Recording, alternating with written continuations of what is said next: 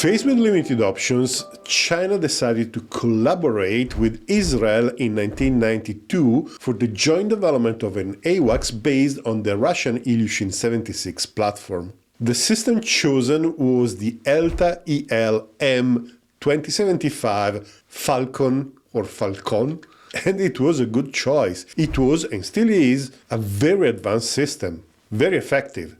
Rather than the rotodome, it uses 4 radomes that can be installed on an airliner or a transport aircraft. 2 along the sides, 1 under the tail, and the characteristic big nose that makes the system instantly recognizable. It seems that it can drive up to 6 arrays, but I couldn't find a specific confirmation. The system in itself is quite bulky, albeit it is based on AESA arrays that give a series of important advantages. Without going too much into the details, we will do another time, AESA arrays give the possibility of updating the tactical situation potentially many times per second, as opposed every few seconds, like it happens with mechanically rotating systems. Moreover, the system came with sophisticated IFF and ESM that were quite important for China in terms of technology acquisition. An official contract was signed in 1996 for one system, and works started on an ElaM 76 airframe built in Russia on the same assembly line of the A50, but delivered with no electronic systems. Once transferred to China, it was made available to the project. Initially, Israel provided a modified Falcon radar with antennas mounted on the aircraft fuselage and nose dome. This configuration, though, could provide only 260 degrees coverage, which was not acceptable for the Chinese. They wanted full 360 coverage, and they suggested a stationary radome on top of the fuselage with phased array planar antenna technology. At some point, though, the United States exerted a very strong pressure on Israel, leading to the cancellation of the deal in 2000. A significant setback for the Chinese ambitions. The work done to integrate the system on the ElaM 76 will be later used by India, which currently has 3 of these systems in service, and this is quite an ironic outcome in the light of the recent Sino-Indian frictions.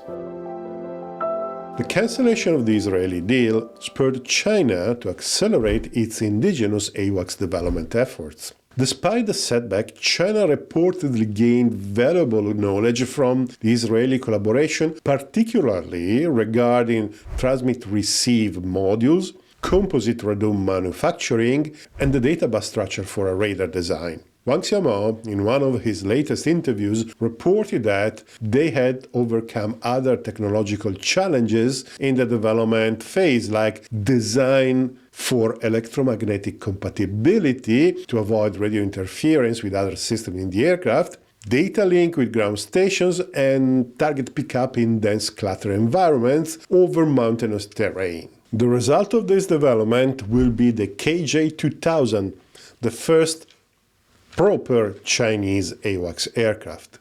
Based on the same ElaM 76 airframe where the Falcon was installed, the KJ-2000 prototype made its maiden flight in 2003, and the first serial aircraft entered service in 2007. The contractor was Xi'an Aeronautical Industries. The key technological feature of the KJ-2000 is the Type 88 radar complex. Sorry editing us again. Type 88 is obviously reported by some sources, but it doesn't appear in other lists of Chinese radars. So again, take this with a pinch of salt. It's probably just a matter of names, but yeah, it's annoying. It features a fixed radome housing 3 active electronically scanned array radars arranged in a triangular configuration, each covering 120 degrees to provide a full 360-degree coverage. The AESA technology is considered more advanced than the mechanically rotating radars used in the American E-3 Sentry and the Russian Beriev A50U. The KJ-2000 systems are an entirely Chinese indigenous design, but they are based on international standards, like, for example, they use an ARINC 429 data bus, which is often found on civilian aircraft, but it is a feasible choice. The aircraft features a crew of 5 and it carries 11 mission members who work on multifunction consoles. It can cruise above 800 km per hour and it has a decent endurance of about 8 hours. In contrast to the Russian A-50, which it may seem superficially a derivative of, the Chinese Radum is larger in both diameter and depth and it has